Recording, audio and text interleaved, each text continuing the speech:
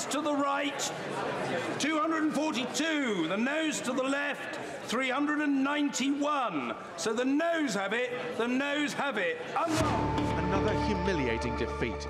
Last-minute efforts to squeeze more concessions from the EU had failed. The Prime Minister could barely speak and was obviously exhausted.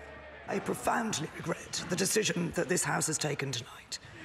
I continue to believe that by far the best outcome is that the United Kingdom leaves the European Union in an orderly fashion with a deal. And that the deal we've negotiated is the best and indeed the only deal available. But MPs have now voted against it twice. The government has been defeated again by an enormous majority, and they must now accept their deal, their proposal, the one the Prime Minister has put, is clearly dead and does not have the support of this House. On Wednesday, MPs will get the chance to vote on leaving the EU without a deal. A majority is expected to avoid that no-deal scenario. On Thursday, they will vote on extending the Brexit process to buy more time. Theresa May's efforts received a fatal blow when her government's legal advisor told Parliament that if future trade talks with the EU got bogged down, the backstop could still apply indefinitely. Were such a situation to occur, however, let me make it clear. The legal risk, as I set it out in my letter of the 13th of November, remains unchanged.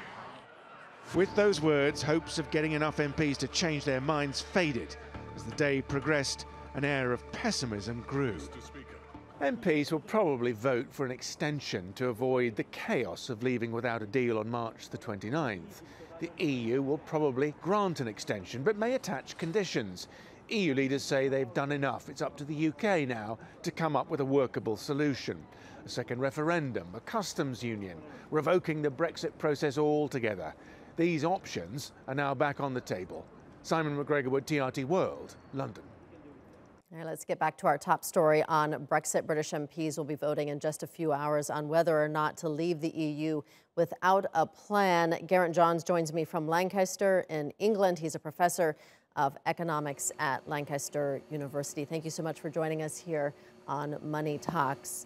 I understand a majority of MPs are expected to vote to avoid the no-deal scenario. So what happens if that's the way the vote goes?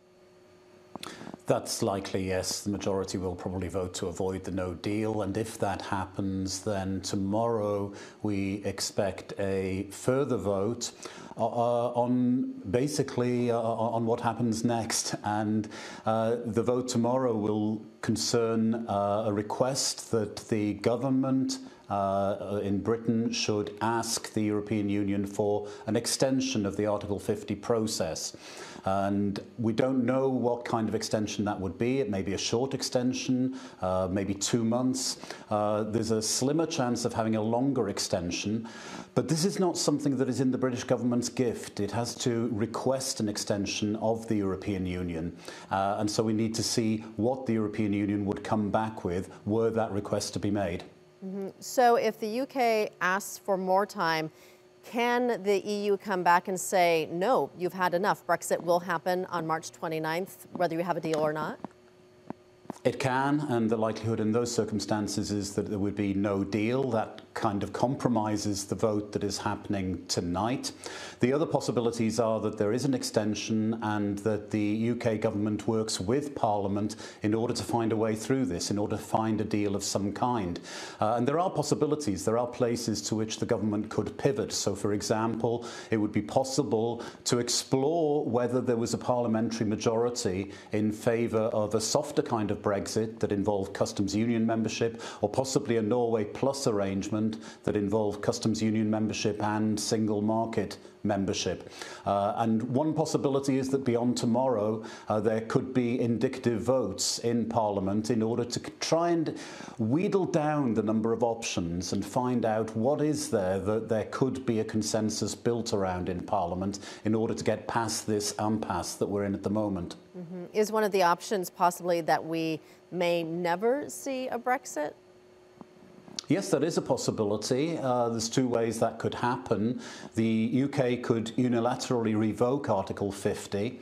It's unlikely that the UK government would wish to do that unless it was preceded by a people's vote, a second referendum, that mandated it to do that. And there are several ways in which a second referendum could take place. One of the few routes forward for Theresa May at the moment, if she wants to pursue her vision of a deal, would be to put that deal to the public in the form of a second referendum, so that the public would then choose between either Mrs May's deal or no Brexit, or possibly no deal. It could be a three-way option in a referendum.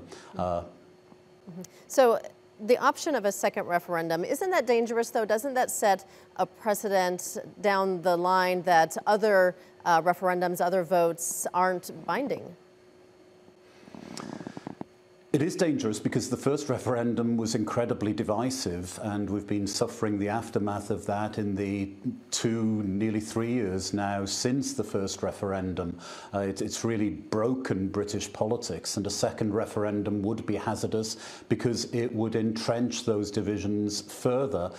But with the impasse that we have in Parliament, it looks as though that might have to be the way forward, unless Parliament can come up with some kind of solution that involves building a consensus around a deal of some kind. Now, Mrs May's deal in some ways is not very far away from what could conceivably bring about that consensus. Okay. It comprises two bits, the withdrawal agreement and the political declaration. And it may be that the political declaration could be tweaked in order to achieve a softer Brexit that is more palatable to many members of Parliament, without that necessitating very much change, if any change, to the withdrawal agreement. So there are routes forward there, even with so little time. All right, Geraint Johnes, thank you so much for joining us. Geraint is a professor of economics at Lancaster University.